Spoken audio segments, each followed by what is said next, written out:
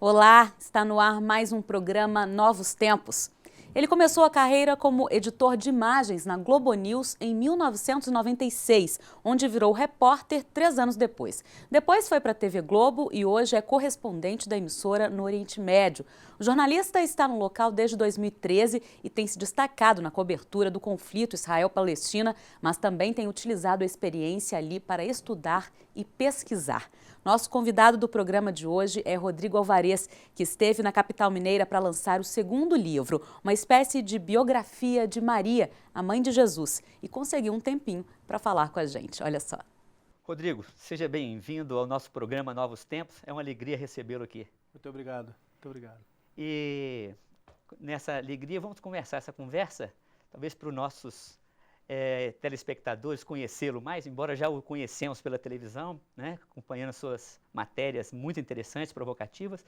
Como é que foi o Rodrigo sair do Brasil, se tornar correspondente em pleno Oriente Médio? Bom, primeiro foi, eu diria, quase que um sonho realizado, porque hoje para um jornalista estar no Oriente Médio é estar onde a ação está acontecendo. As atenções mundiais estão voltadas para ali, né? E depois que eu cheguei, ficou mais ainda forte, porque a guerra da Síria tinha acabado de começar quando eu fui, e ela foi piorando. Surgiu, durante a minha permanência lá, essa força toda que tem o Estado Islâmico hoje.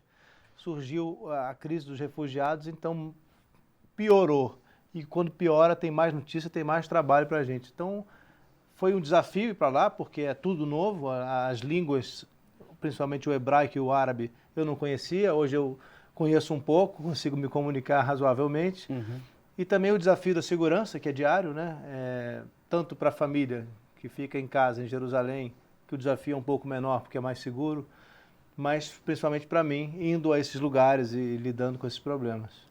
Então, que interessante isso, né? Você falar da segurança estando com a sua família lá. Quer dizer, daqui, nessa distância, normalmente as notícias que nós temos é de carro-bomba, é violência diária. Como é que se dá isso? Isso realmente é isso mesmo? Ou as pessoas vivem com tranquilidade, procuram, como todo mundo, né, buscar a sua felicidade, conviver bem com os vizinhos? Não seria assim só um recorte parcial, essa questão de só mostrar a violência do Oriente Médio? Deixa eu tentar contextualizar do meu ponto de vista de quem está lá. A briga entre vizinhos é gravíssima. A guerra diária entre palestinos e israelenses é gravíssima e ela é exatamente o que está na imprensa, o que está na televisão. Não, nos 2 anos, quando eu cheguei, em 2013, 2014, não era um momento muito violento. Então eu vivi 2 anos com relativa segurança e tranquilidade. Sim, há momentos tranquilos, a cidade é tranquila quando não está acontecendo um problema grave como agora, quando não tem uma guerra em Gaza. A vida é tranquila, é normal e ela existe, apesar do conflito. O que acontece é que a gente se acostuma a conviver com uma situação que não é nada agradável. Viver diante de muros, diante de uma muralha que lembra o Muro de Berlim, e também ver o enfrentamento entre palestinos e israelenses, ou às vezes a gente tem que dizer árabes e judeus, porque tem muito palestino que é israelense também, porque vive em Israel e tem cidadania israelense. Então esse enfrentamento ele é muito agressivo e acaba atingindo mesmo quem não faz parte desse confronto. Então não é simples, não é fácil, mas assim, você pode levar uma vida normal com os riscos que esse conflito oferece, assim como a guerra urbana no Brasil oferece outros riscos. Agora, Rodrigo, pelo que a gente percebe, lá esses vizinhos é uma guerra desigual, né? Parece que um lado é bem mais forte do que o outro, ou é impressão minha? Não, não tem dúvida que existe um desequilíbrio de forças que a gente tem que lembrar que vem lá de trás com o apoio dos Estados Unidos a Israel, o poderio bélico de Israel, a força econômica de Israel. E existe o lado palestino, que é um povo que não recebeu a ajuda dos vizinhos árabes como esperava receber, e vive com recursos muito escassos, principalmente em Gaza, onde a situação é humanitariamente gravíssima. Eu diria que Um dia a humanidade vai se arrepender de não ter dado atenção suficiente a Gaza. O que está acontecendo em Gaza, tem 2 milhões de pessoas fechadas num território de 12 quilômetros por 40, aproximadamente, sem acesso ao mar, sem acesso a avião e sem acesso por terra, porque o Egito e Israel fecharam as portas.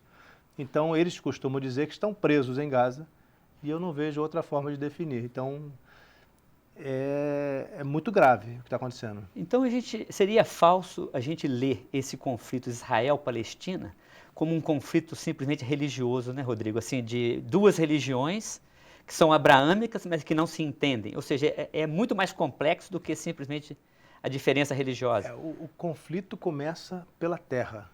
É uma questão por terra. Esse é o primeiro problema que surgiu com a criação do Estado de Israel em 1948, a discussão sobre terra que se agravou com a Guerra dos 6 Dias, como Israel chama, ou a Guerra de 67, como prefere o outro lado, quando territórios que deveriam pertencer aos palestinos foram tomados, ocupados por Israel, criou-se um problema, mais uma vez, por terra, que é o grande problema histórico naquela região. A religião é um ingrediente a mais nessa guerra. E ela vem aparecendo com muita força agora, nesse conflito atual. A gente está vendo de novo a violência florescendo muito fortemente em Jerusalém. Existe uma revolta de palestinos contra judeus, ataques quase que diários. E isso foi motivado nesse último. Claro que há vários motivos, mas o motivo mais recente e maior atualmente é uma discussão que envolve a religião. É o local onde ficam as mesquitas sagradas, o terceiro lugar mais sagrado do mundo para o Islã, que vem sendo ameaçado por extremistas judeus. Existe uma corrente que não é grande, vamos ser justos, né? Não é a maioria da população judaica que quer isso, é um grupo pequeno, porém muito forte e influente, que defende que se destruam as mesquitas ou que se construa um novo templo judaico no lugar que hoje pertence aos muçulmanos. Esse lugar nos leva de volta a Jesus Cristo, porque é o mesmo templo que nós estamos falando, é o templo onde Jesus foi várias vezes, frequentou, onde aconteceu quase tudo nos últimos dias da vida dele. Então, a discussão sobre aquele templo que foi destruído no ano 70 permanece até hoje, como um ingrediente para uma luta, uma disputa que é por terra. A sua colocação me fez brotar uma pergunta assim: como é que ficam os cristãos em meio a esse conflito entre seguidores de Israel e dos muçulmanos? Olha, bom, primeiro o cristão no Oriente Médio hoje vive um momento muito difícil, né? É difícil ser cristão. Com a perseguição do Estado Islâmico, você fala? Não só do Estado Islâmico, mas principalmente do Estado Islâmico, é difícil ser cristão hoje no Oriente Médio. O Estado Islâmico resolveu vingar as cruzadas.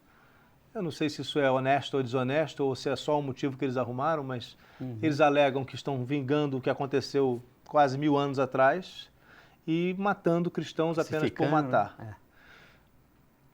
O cristão na Terra Santa, na chamada Terra Santa, ou seja, Israel e Palestina, Jordânia e alguns pedaços do Egito talvez, mas falando ali de Israel e Palestina, o cristão ali ele é uma minoria, então ele não entra nessa confusão.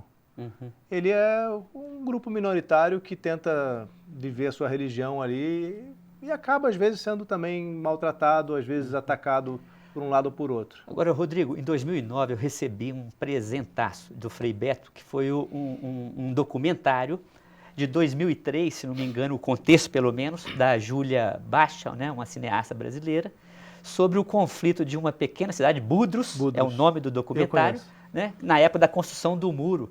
E é a luta pacifista dessa comunidade, né? Você conhece o documentário? Conheço que coisa interessante, né? Inclusive eu estou dirigindo um documentário sobre o conflito também nesse momento. Esse documentário mostra um recorte, né, do que foi a chegada do muro num vilarejo palestino. Isso vem acontecendo também com frequência. O muro delimitou a vida dos palestinos, criou... A gente tem a impressão de que é um muro separando um lado e outro, mas é importante que as pessoas entendam que o muro não separa um país de outro ou um território de outro. Ele isola bairros ou vilas palestinas do resto judaico que existe em volta. Então acaba que criam-se ilhas palestinas sem acesso livre a outros lugares. Então é uma situação muito complicada que o filme mostra muito bem, né? Exatamente. E o que é interessante é que no filme, isso deve ser uma realidade, muitos judeus apoiaram a luta da Cisjordânia, né, dos palestinos, porque via ali injustiça, né, passar um muro forçadamente num território que não é deles, né? Eu acho muito importante isso, porque as pessoas têm a ideia de que existe uma guerra maniqueísta, né? Sim e não, um e outro, mas existem muitos judeus, chamados judeus de esquerda, que defendem o direito dos palestinos de ter o país deles, a terra deles, e não querem ser vistos pelo mundo como o mal, como a força do mal que maltrata e oprime um povo mais frágil e mais vulnerável. Então é um movimento muito grande, eles quase ganharam as eleições agora, inclusive, mas acabaram perdendo.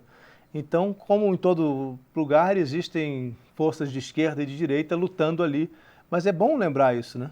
Bom, Rodrigo, infelizmente vamos ter que fazer uma pausa na nossa conversa, estamos chegando ao fim do primeiro bloco, e que alegria você nos informar, você que está diretamente de perto, né, desse conflito de Israel e Palestina. É um prazer. No próximo bloco, vamos continuar nossa entrevista com o jornalista Rodrigo Alvarez. O também escritor está no Brasil para lançar o segundo livro, que fala de Maria, a mãe de Jesus. Não saia daí.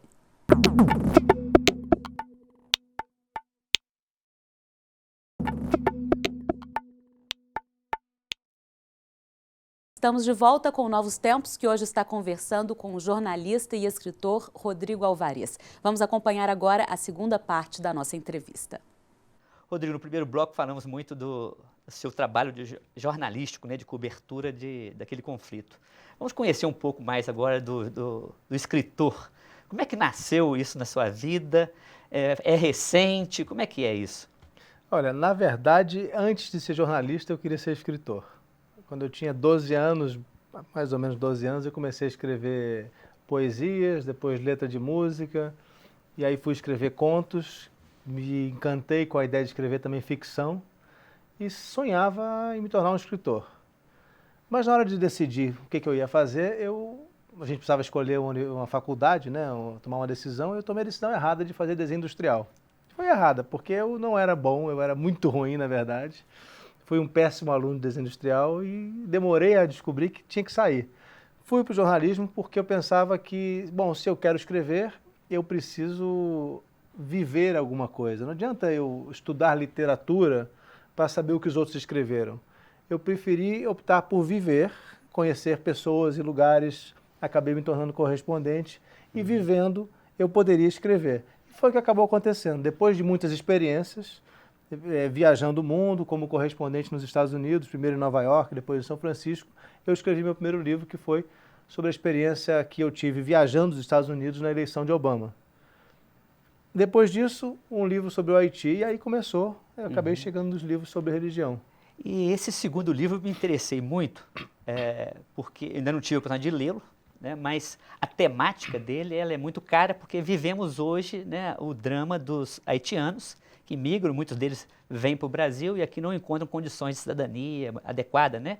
O seu livro retrata muito o após o terremoto, como é que é? O livro começa com um retrato do que aconteceu no instante seguinte ao terremoto.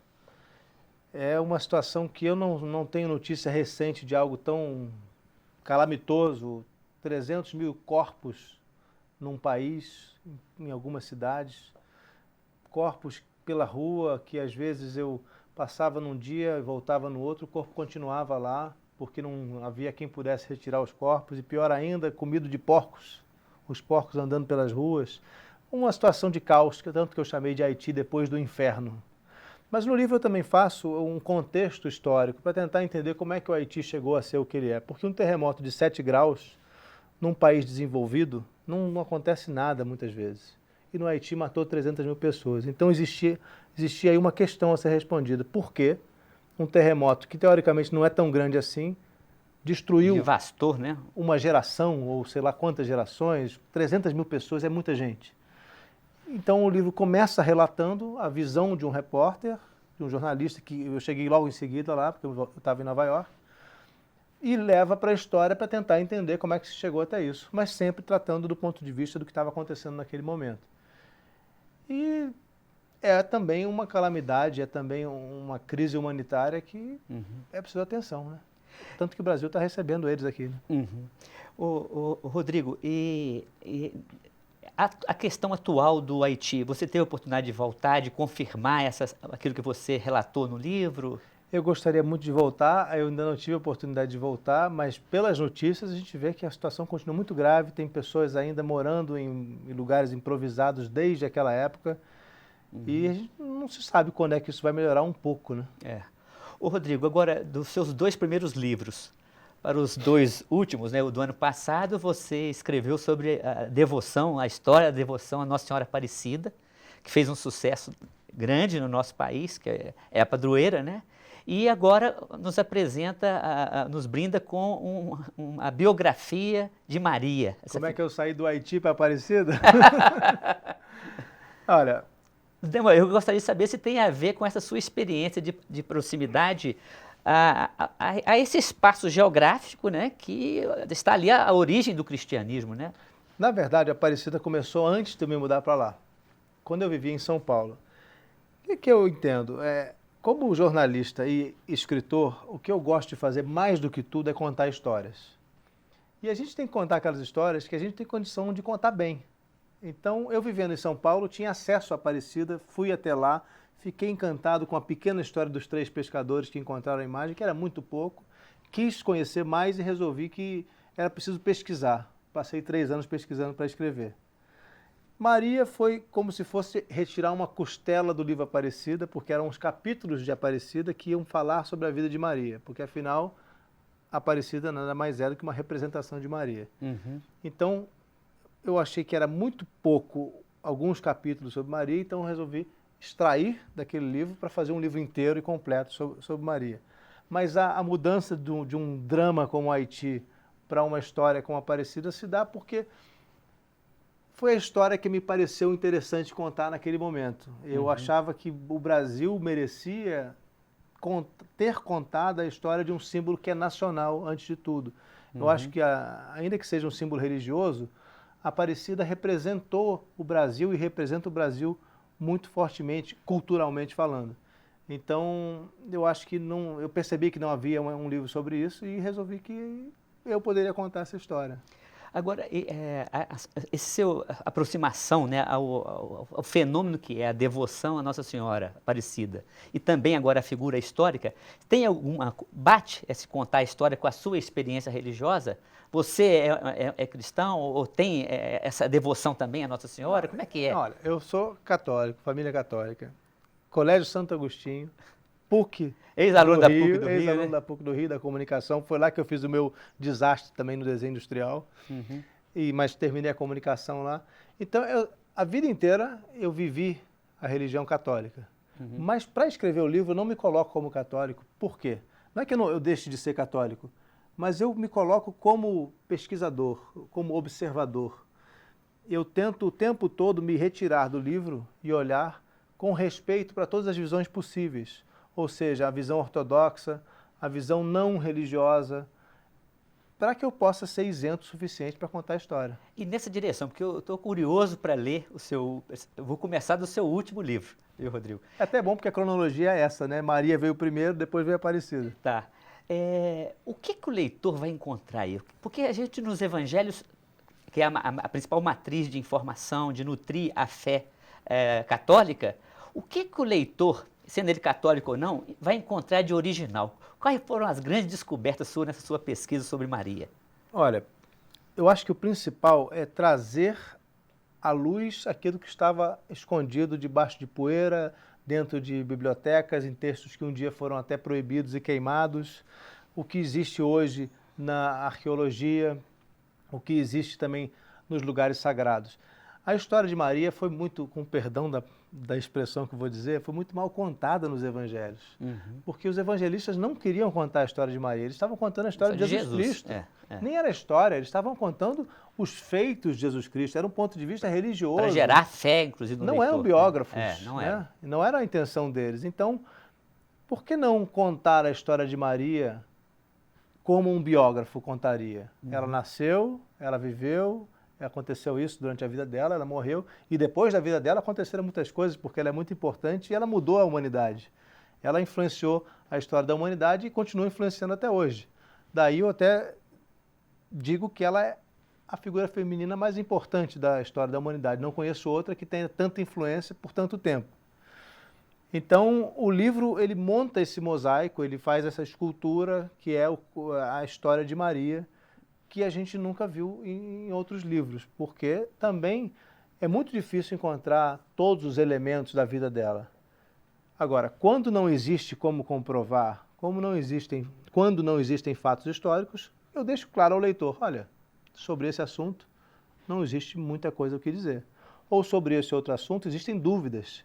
Existem visões diferentes, se ela nasceu em Jerusalém, em Nazaré ou em Séforis, que era uma cidade muito importante da época.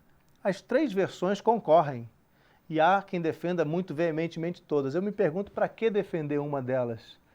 Vamos conviver com todas elas e entender o que existe, o que se conhece sobre Maria. E a dúvida é tão interessante nesse buscar, né? A gente não precisa concluir, até porque não dá para concluir. E uma pergunta que não quer calar aqui, Rodrigo. Você escreve sobre a mãe, o próximo livro significa a biografia do filho? Como é que é? Olha, é um desafio ainda maior, né? Seria muito interessante. Eu gostaria de fazer, mas ainda não tenho certeza. Eu vou continuar escrevendo e vou continuar escrevendo sobre temas religiosos, mas eu ainda não sei qual. Ia continuar essa conversa, mas Vamos estamos chegando continuar ao fim. Mas eu gostaria que você brindasse a quem está nos assistindo, né, com uma mensagem final, uma palavra, você que está de volta ao Brasil, né? E deve ser gostoso, tá, assim, quem está morando fora, né, vir encontrar com a família, com os amigos e estar aqui lançando um livro. O que eu acho que é interessante dizer é que, lançando esse livro, percorrendo o Brasil, eu tive a oportunidade de conversar muito de perto com as pessoas. Fiquei muito encantado de perceber como o brasileiro, não importando se ele é rico ou pobre, está interessado em ler, está interessado em aprender mais. Eu fiz esse livro Maria agora, eu tinha feito Aparecida, os dois com um olhar de pesquisa, um olhar que não é religioso ou devocional. Muitas pessoas foram aos lançamentos que eu fiz, Rio, São Paulo, Aparecida, Goiânia, Belém, Belo Horizonte. Eram pessoas religiosas, devotas, mas elas estavam interessadas na pesquisa. Elas me traziam uma necessidade de entender mais. Então eu fico feliz de ver, eu tenho a impressão de que o livro está ganhando força no Brasil. Isso acho que é a mensagem que eu queria dizer. Que bacana! Então, você que acompanhou a nossa entrevista, não deixe de ler, né, o lançamento de Rodrigo Álvares, né, Maria, tá bom? Bom, nosso programa fica por aqui, por hoje é só. Desejamos a você uma boa leitura, fique com Deus e até o próximo Novos Tempos. Novos Tempos é um programa da PUC TV Minas em parceria com o Ânima, Sistema Avançado de Formação da PUC Minas. Nós voltamos na próxima semana com outros temas importantes para você. Tchau!